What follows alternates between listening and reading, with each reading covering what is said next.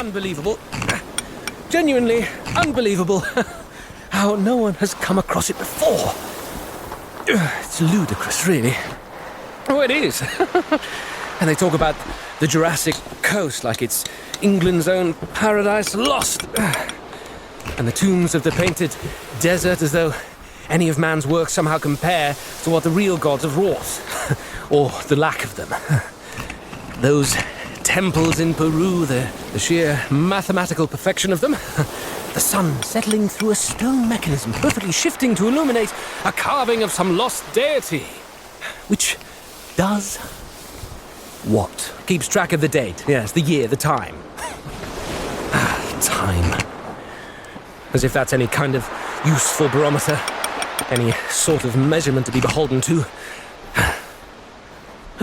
Nonsense. Nothing to it, doesn't. Nothing at all. As if banal old accuracy were something to aspire to. As if chaos doesn't finally take the edge off the whole darn shooting match. What's the mirror image of entropy? Where chaos doesn't dissipate but bands together. Needs a new name.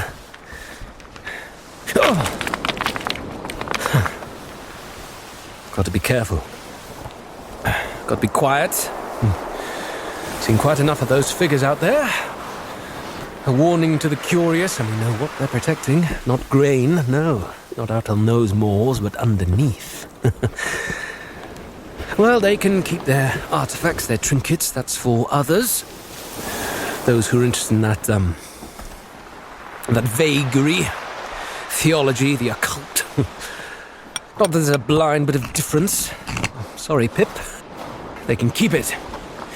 And I'll keep this. Mud and stone. Real. Tangible. Incontrovertible.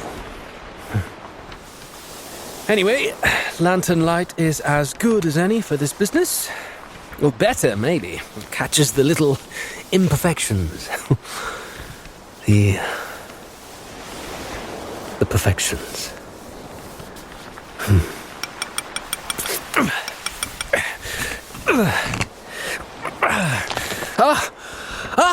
There. Another jaw. Oh, jeez. And there. Second, third, and fourth eye sockets. Still so intact. Remarkable. No space. No space at all. Have to try anyway. Got to get it away somehow. There'll be landslides, other storms, sections of the cliff irretrievably lost. They're all protected. Tragically, an historic section of the Yorkshire coast slid into the sea today due to recent high tides. Bollocks. If I can just prise out this left cranium somehow. Nearly. And... Oh, shit! Shit! No! Oh! Oh, God! Oh! Mr. Thompson. Hello, Robert.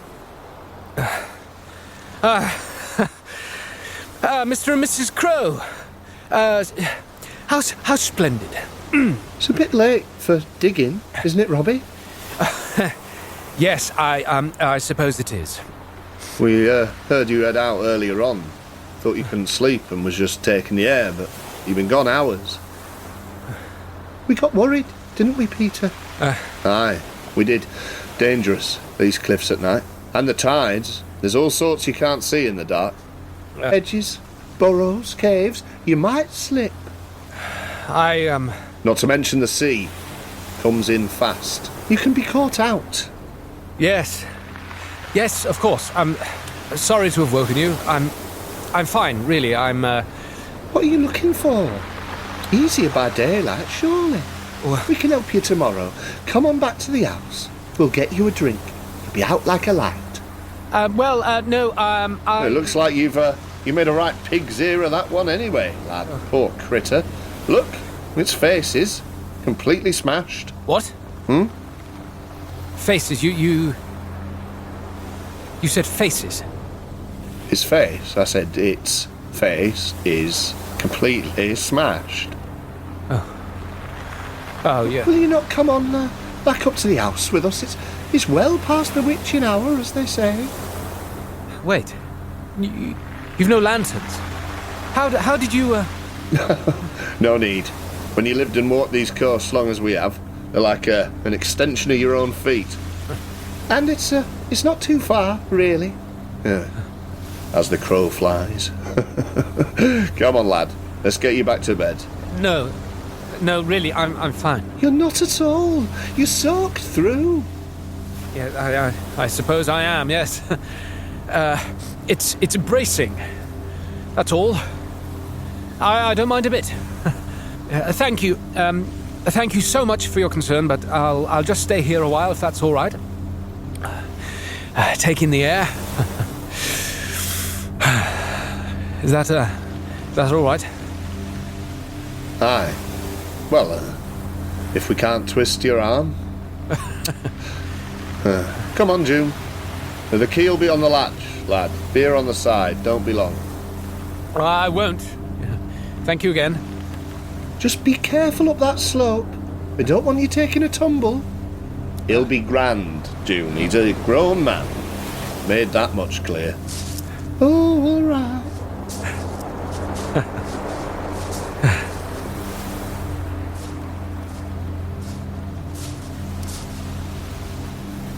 Oh, shit. Shit. It's no use. It's really no damn use. I need a team here.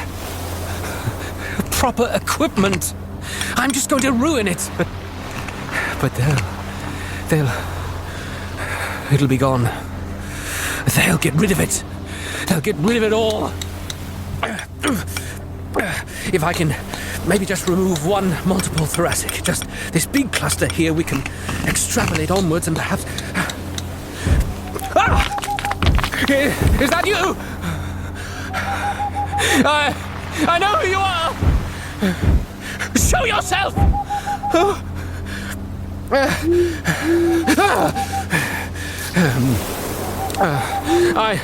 I know what you protect. I have no interest, none at all, in that blasted helm, any of it. You can keep your wards, your treasures, but you can't keep this hidden. These finds could spell... they could spell a whole new era of...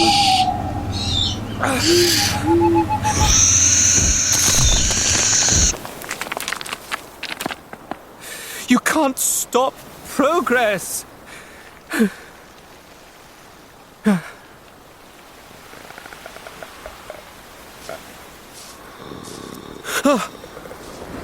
Oh God. Oh no, I'll leave. I'll leave. I'll leave, please. Please. Oh Christ.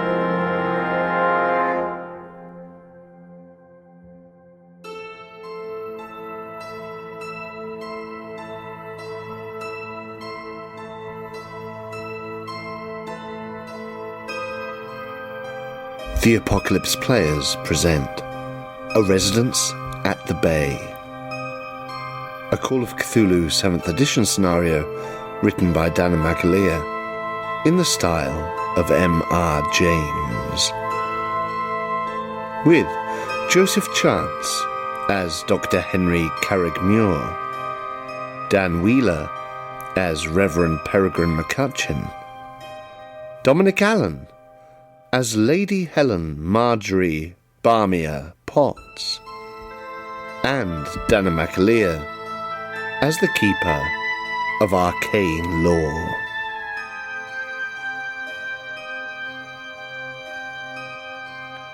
Part 7. Doth close behind him tread.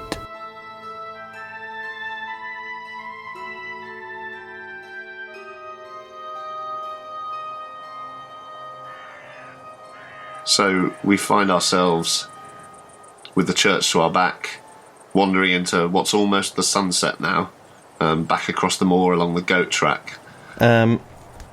Before we carry on, I wonder. When I was in the bookshop in Robin Hood's Bay, I got a book, didn't I? Well, you got 2 books, I think. You got a fake Sherlock Holmes novel. Yes. That you got the distinct impression the bookshop owner had written himself, and you also got a book on smuggling in the local area. Okay, that'll do. I got a local wildlife guide as well, I think. You did, yeah. It was quite a slim tome, a little pamphlet, but it's, yeah. I don't think any of you have had a chance to really look over them yet, what with your odd sleeping patterns since you've arrived. No, true. Exactly. And what time of day is it now? So it's, I believe, about 4:30. So you have about an hour, maybe just slightly longer, until the sun sets. And it's a bit of a trek back to Robin Hood's Bay, isn't it? So it's about a mile back to the guest house on the coast, from which it's about maybe a mile from there down to the right to Boggle Hole itself, which you haven't visited yet, or a couple of miles the other way back to Robin Hood's Bay. To Robin Hood's Bay. You might be able to make it, but it was also very steep and muddy. So, yeah. Well, in that case, I while we're walking, I fish around in my pockets and I to find that smuggling book. Oh, yes. And I dig it out and I say, sort of thinking out loud, I say to the others, I would really like to go back and pick the brains of that bookseller tomorrow. He's probably in his cups by now, and it's getting, the sky is beginning to bruise. I think it might be a bit late to make it there and back this evening, Lady Marjorie.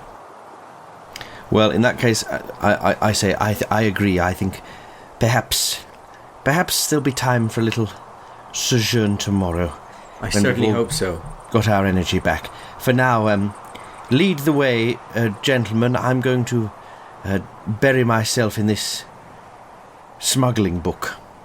I've got a horrible notion that the root of all of our problems here lie in the areas past, and it's the only scrap of a clue I've got.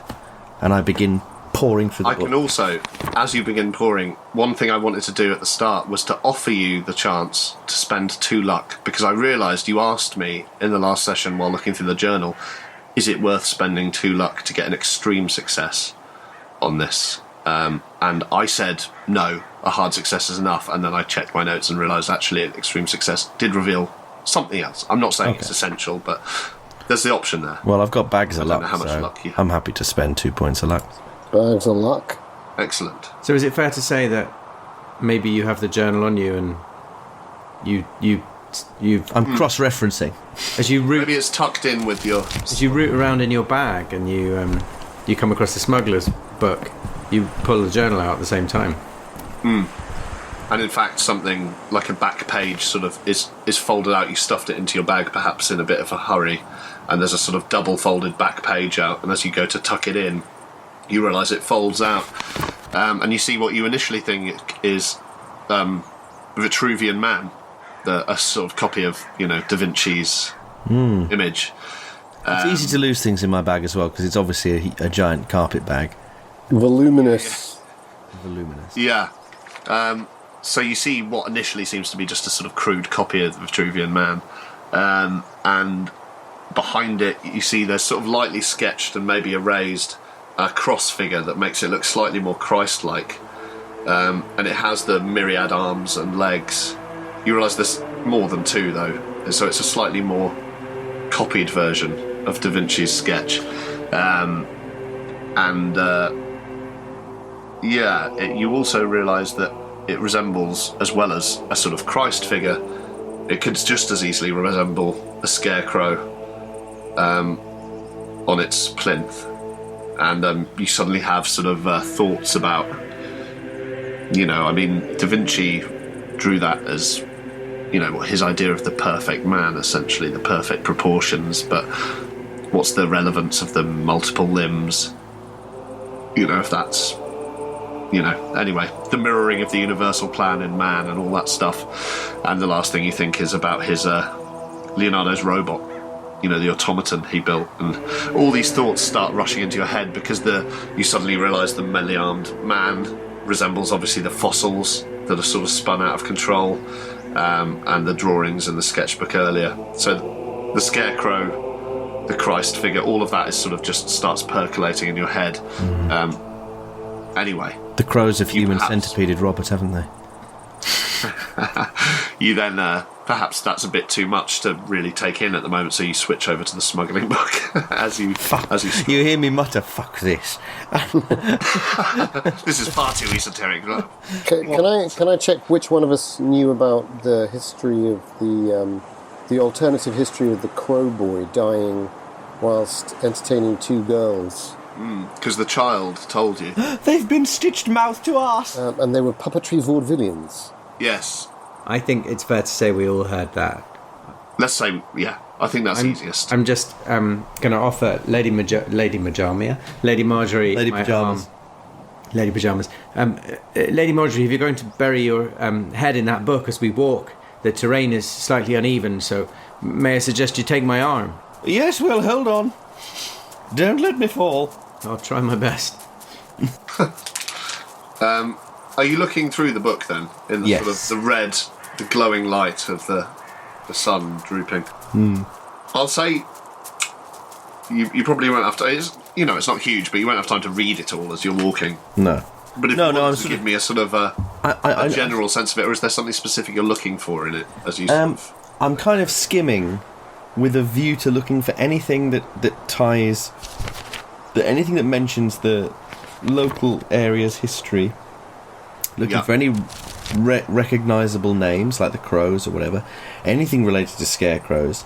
Anything related to the Anglo-Saxons, the Norse, Beowulf, etc. Anything like that. Or of that era. Yeah.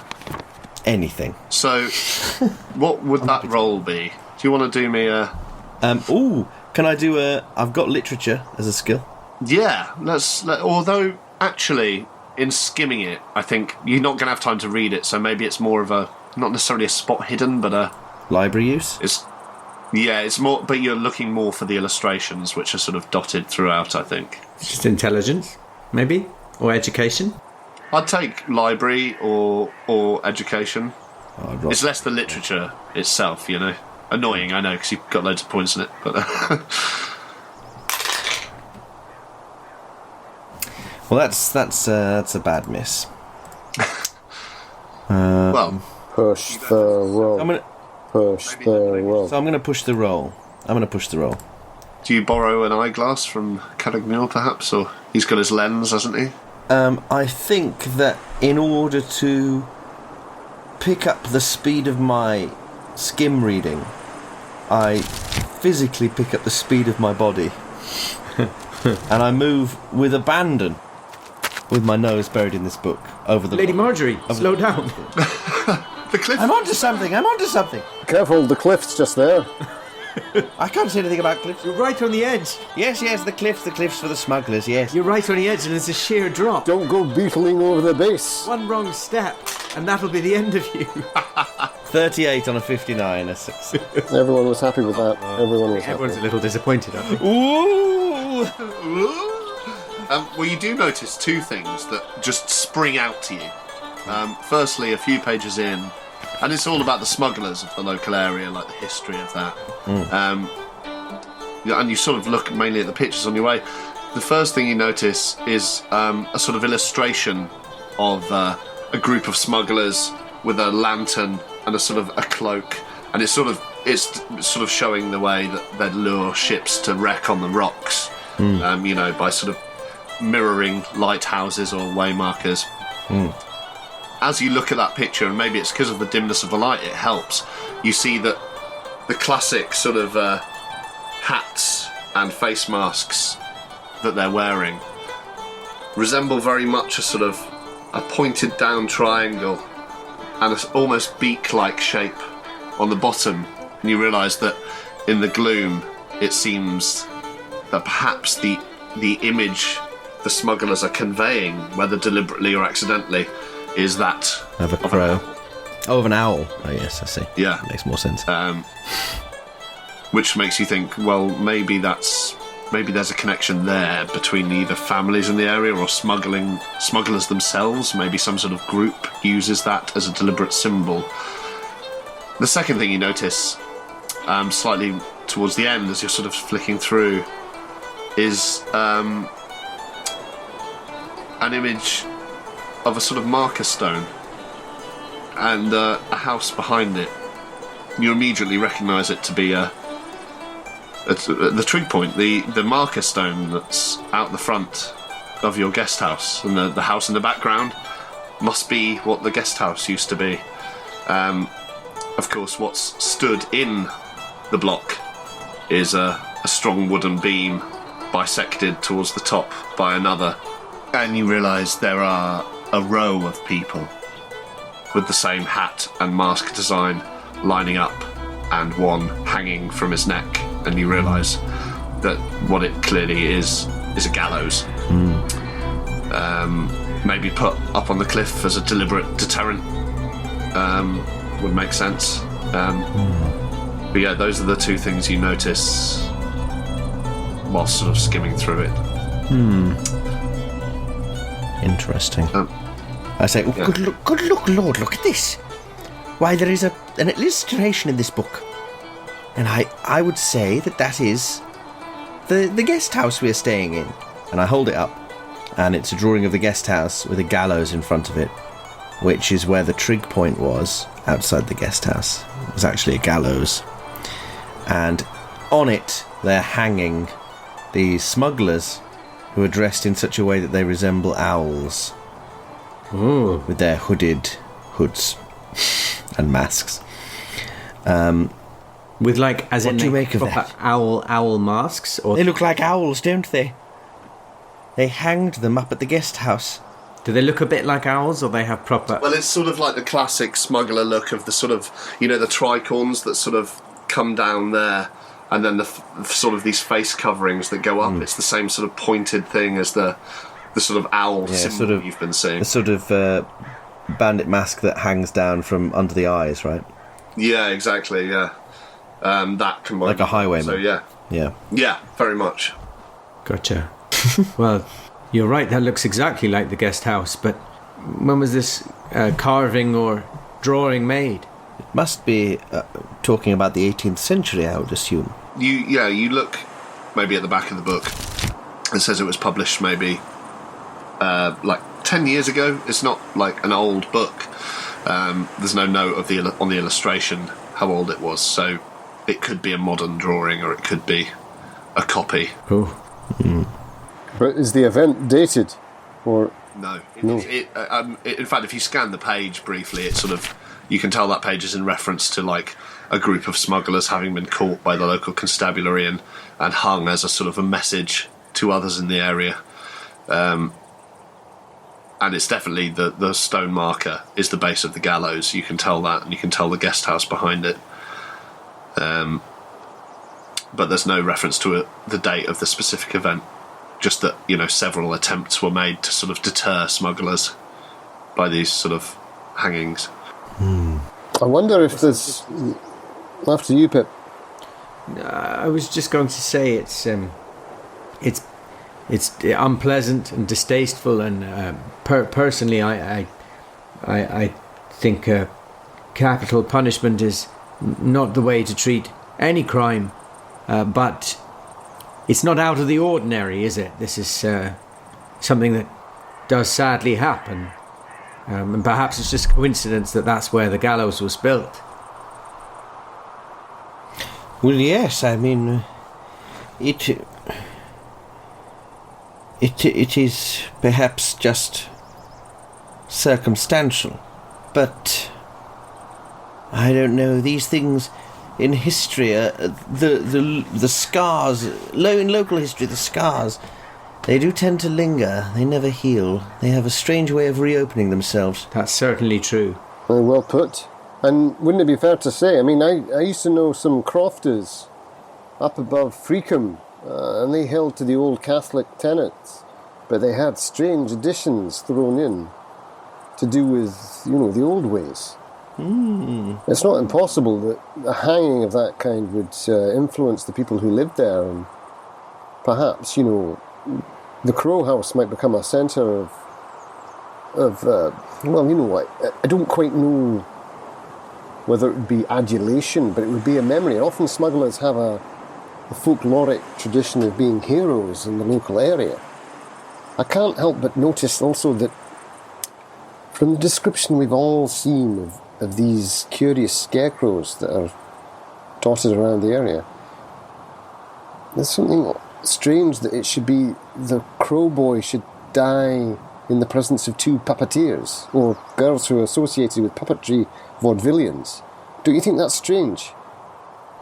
I don't know how it connects with these owls, but it seems similar in its The only vagueness. connection I've been able to build in my imagination so far, gentlemen, is that the nothing to do with the young man who died. The crows are an entire puzzle of their own, I think. Very confusing, their behaviour and what they're up to. I don't understand. But the owls, if these smugglers, resembling as they do an owl, had decided to... Well, if they had an operation in the local area, one would assume that they would have markers, like thieves... what's it called, cant, where they would, leave marks for each other so that they would know somewhere was safe. Like the mark on the trig. Exactly so. Or so the image of the owl might be a smuggling ring's icon. No, well, I can imagine a magistrate would be keen to hang some men within sight of their crimes. I suppose that would make sense. Indeed. So I wonder if that's the connection with the owls. Then how does that relate to what we're going through? I have a horrible feeling the crows are related to all of this in a, perhaps in a sinister way. You talked about this hand, this burning hand, the two of you. I didn't see it. I didn't. I can't explain it. Does it mean something? Well, Does it mean something outside of this Beowulf reference that I thought was ingenious? I don't remember it myself from the Grendel, but I a burning hand, Pip. my only explanation for that is some kind of hallucination brought about by tiredness, or perhaps I give a sort of meaningful sideways glance to Bajamia, or perhaps maybe the influence of some sort of narcotic. Yeah.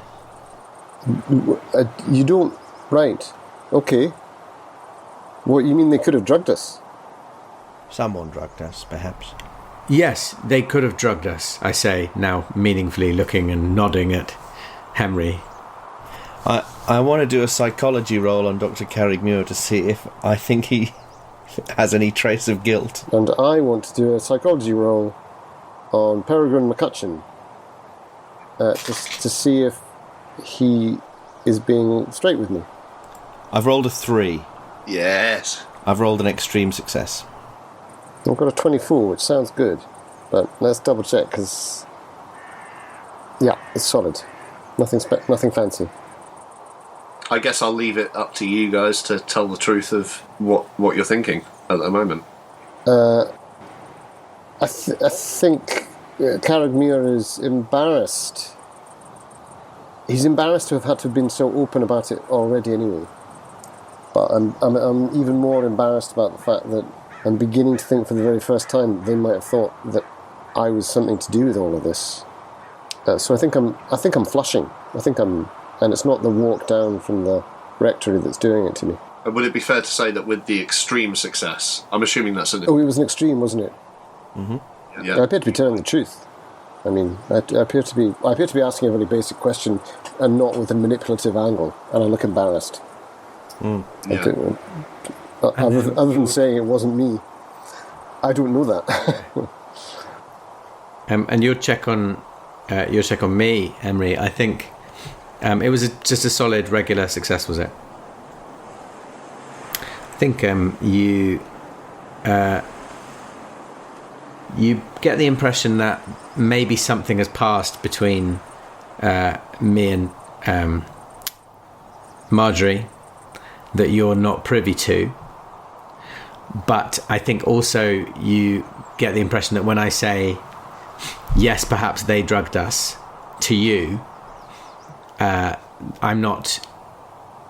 That appears to be what I think is the most likely cause. That doesn't appear to be loaded in any way. So although something's passed between Marjorie and I don't think you get the impression that I lack trust for you, if that makes sense.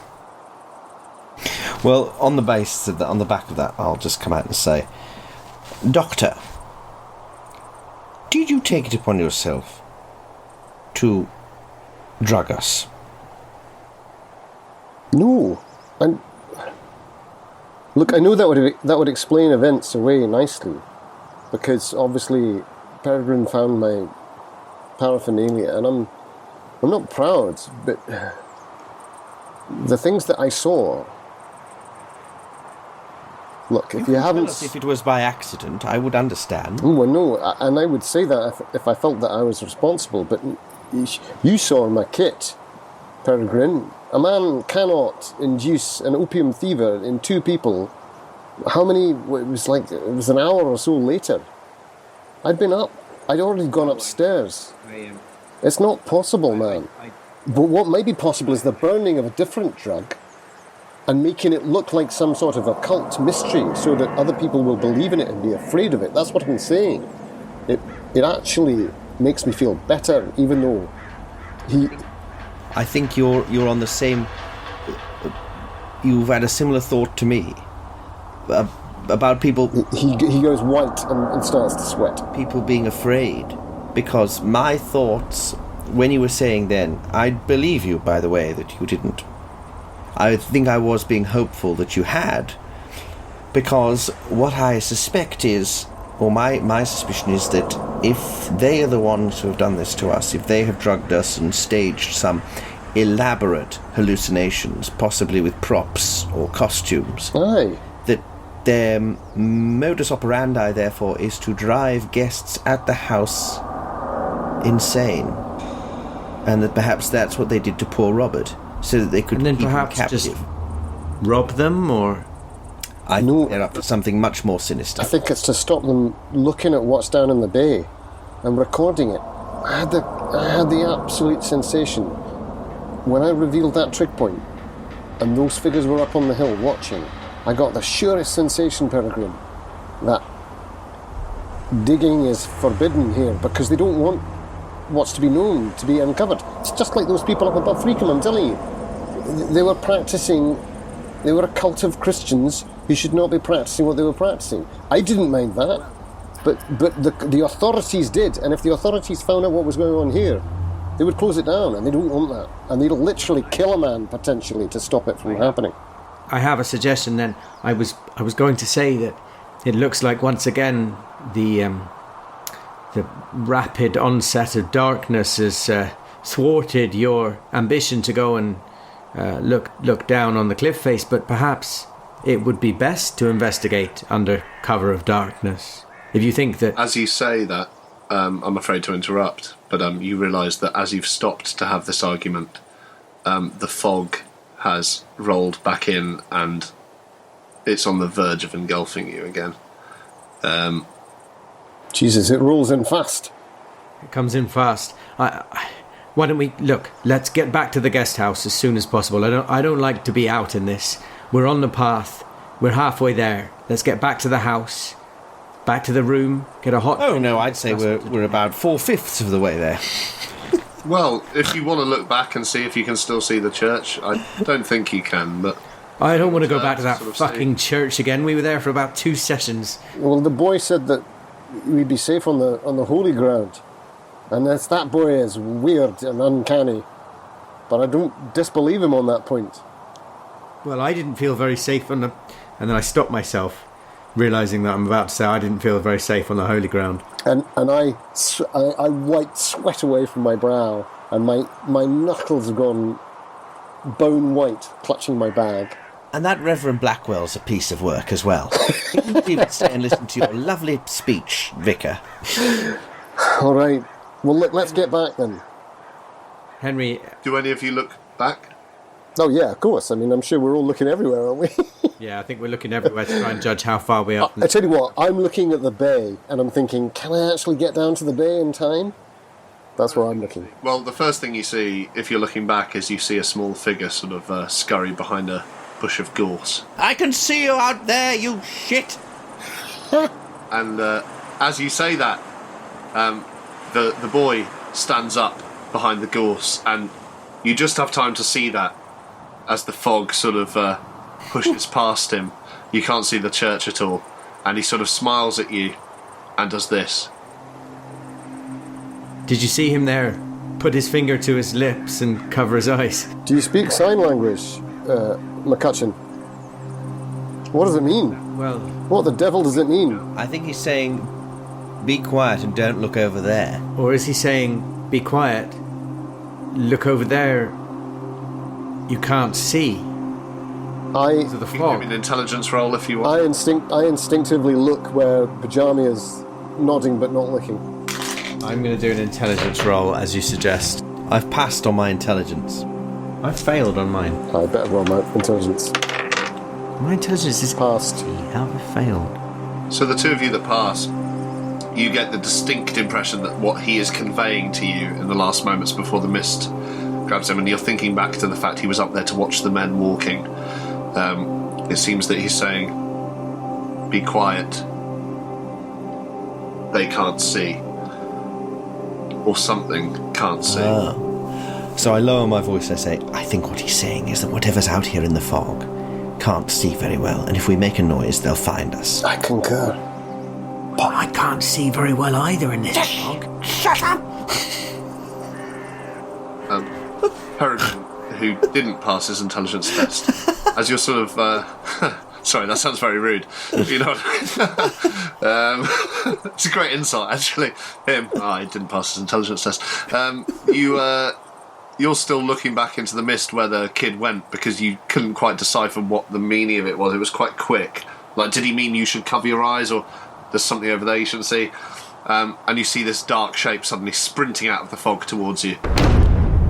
It looks about the size of a dog, perhaps. But as it gets closer, you see it's a hare. A big hare. And it goes between all your feet and sort of keeps dashing off in the direction you were headed. And could you do me a spot hidden, Perry? Yeah, happily. In this moment? Are we allowed to call him Perry? I am. Yeah, of course you are. Of course you are. That's a regular success on my spot hidden. So as the others are whispering this discussion about, I think he meant that something out here can't see. It's a trick of the light, it must be, but and it's because even through the fog, the sun is setting, and it's this brightness sort of just vamped over the whole area in front of you. This bright light sort of spread through. You see this hare. It's almost as if it turns to look at you as it disappears into the fog, and you see its face is sort of slightly matted with blood. Oh. And if you were a more superstitious man or less inclined towards your faith, you might have sworn it winked as it ran off. And then you all hear, to your right, a cry cut off. Sort of cut as if someone cried out and was instantly silenced. Oh dear. And there you are. You still know the way because the sun is bright, booming through the fog. You know which way you have to go to get back to the guest house, at least. Or to Boggle Hole, in fact. But the sense is we can only see the sun in that. You know, it's like the glowing orb, but You can see maybe 10 Shift. 10 yards ahead. Sure, of course, around. Yeah. so Did you hear that cry? I say quiet. I mean, the damn say quiet, man. And I gesture to him, pointing. Do you think it came from that way? Could I do a sort of post the event listen roll to see whether I could accurately ascertain where the cry came from? Yeah. Which is exactly what I'm doing too. Oh, excellent. Let's join forces. I don't know about Jamie. Do you want to join in? Will she be doing that? I've just asked. Just as well you have. I've made too much noise. I've rolled an extreme success. So, Peregrine, you can sort of locate the general area. It was somewhere over to your right, it sounded like. Jamia, with your extreme success, not only do you have the distinct impression that it was maybe 30 yards, 40 yards away, in a very specific direction to your right, you also... An extreme success, right? Yeah. You're Think pretty so. sure it sounded like a young, well-to-do man's voice crying out. A Blackwell, You suspect it might be. perhaps. But I don't know that from the sound. I'm just afraid that it might be the case. I start to walk in the wrong direction. And I grab Henry's hand and just sort of signal in the right direction. It's probably up for debate which is the wrong or right direction. Well, It wasn't a fumble. I mean, Lady Marjorie and I both have the sensation that it was from the right. Yeah. I'm going dead ahead. I nod to you. So I start moving towards where I heard the cry from, and I draw my little knife, little carving switchblade, completely useless against anything bigger than a bit of twig to whittle. And do the others follow you? I place my hand on his shoulder and I proffer my cane and I just gently go past him and then I put his hand on my shoulder and say, by which I mean I gesture with a manner to indicate which way should I be going. The blind leading the blind. Yes. Lady Marjorie, what are you doing? Are you sort of registering this? I'll hold on to Peregrine's shoulder. Do we want to go towards Reverend Blackwell or away from him? Do you actually say that? Yes. I don't think we should talk. Well, which way do you want to go? Towards. We cannot leave him out there. Exactly. He could have tripped. He was over. The sound came from over there. That point. Could you do me a luck roll? I begin to walk. Group or individual? Who's got the lowest luck? Yeah. 58. Mine's 30, sadly. Any advances? Sorry, I've got it written down. 43. Okay, it's me. So 30. Oh, well, it's a hard success. 15. Great. You don't hear anything, so perhaps you assume maybe the level you're speaking at is okay. I mean, after all, it was only this boy who sort of implied you shouldn't be making noise. Who knows if you can trust him anyway? He might just The be worm murderer. But yeah, you if you continue to move, you all... Well, who's in front again? I am. You see, as you approach through the mist, in the sort of flickering of it, you suddenly see looming up a sort of... it looks like a Christ-like figure, a scarecrow. I gesture with my backhand to stop, even though Peregrine's... He's still on my shoulder, right? Mm-hmm. So I don't try and knock his arm off. I just hold my left hand up and my walking stick's up in front of me. And I freeze and do the same. It's all got very Silent Hill. You can't see any of its features. It's just a blank shape that, similar to what you've seen on hills, except this one seems to be complete. It isn't missing any arms, and there seems to be a gust of wind, and it sort of swings slightly. I think I look at McCutcheon and I just shake my head and point with my stick to go the way that I think is back towards the Crow House, and my face is resigned, possibly with a degree of regret, depending on how well you can see me. I'm right next to you. I'd like to do a spot hidden on the scarecrow. I know you say I can't see it very well, but I'd like to see whether any movement I can see appears to be appropriate to the amount of wind there is, or whether it appears to be moving independently. Yeah. If that's a fair question. Yeah. That's a 68 on my 73, so just a pass.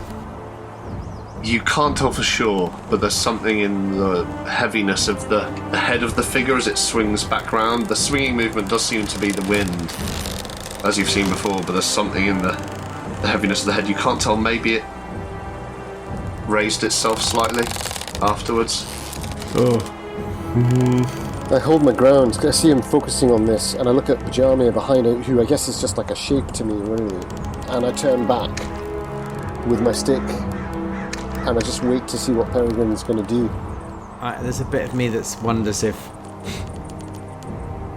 this is Blackwell, and if he's somehow been sort of strung up. And if it is, then I have a responsibility to find out if he's okay. Well, yeah.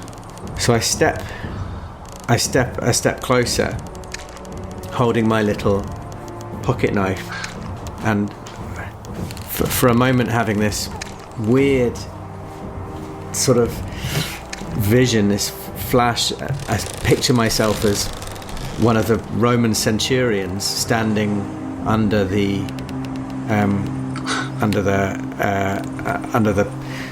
Christ crucified, about to lance a lung to see if there's any fluid in it, and without making such a violent gesture, I'm equally trying to find out whether this figure is alive.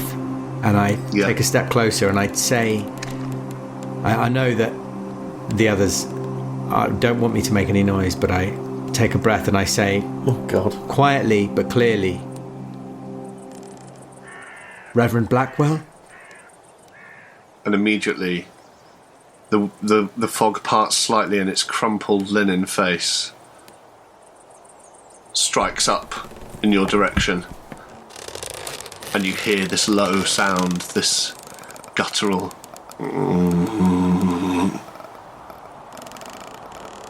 and then breathing, and the head starts looking around frantically. I mean, am I to take it that it's not Reverend Blackwell? You're to take it however you take it. You can do me a listen or a spot hidden if you want to get a closer look. You'd have to take a couple more steps towards it. Will you say it's crumpled linen face? Yeah, it looks like Hessian or linen. It's. But it looks like maybe like a bag over someone's face. Might it be? Could be. Could well be. But isn't that what a scarecrow is anyway? A bag over some hay. It's very hard to tell. I mean, yes. Yes. I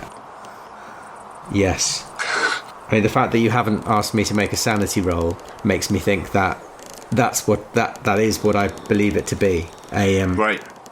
So I stab it in the lung. I take a step. How high is it?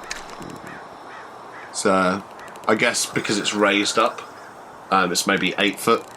So could I reach the sack on the head if I could with my hand? You could just about, if you got close enough and really reached.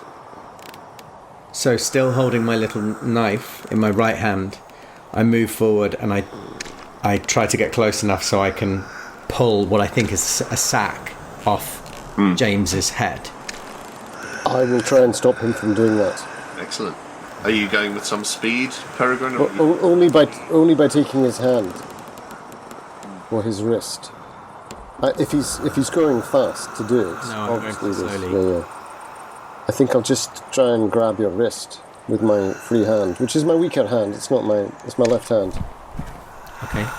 And I look at you, going, "Are you sure?" With my eyes. Well, that's what I'm trying to convey. And I suppose I'm now looking at this linen wrinkle of a face. I don't resist. I don't try and break loose, but I turn back, and I say, "Henry, we have God on our side. We have God on our side, Henry. Trust in the Lord." Which god? Famous last words. I look back at Bajamia, but I do let your hand go, and then I hold my cane, my walking stick, really, and I'm just ready to swing.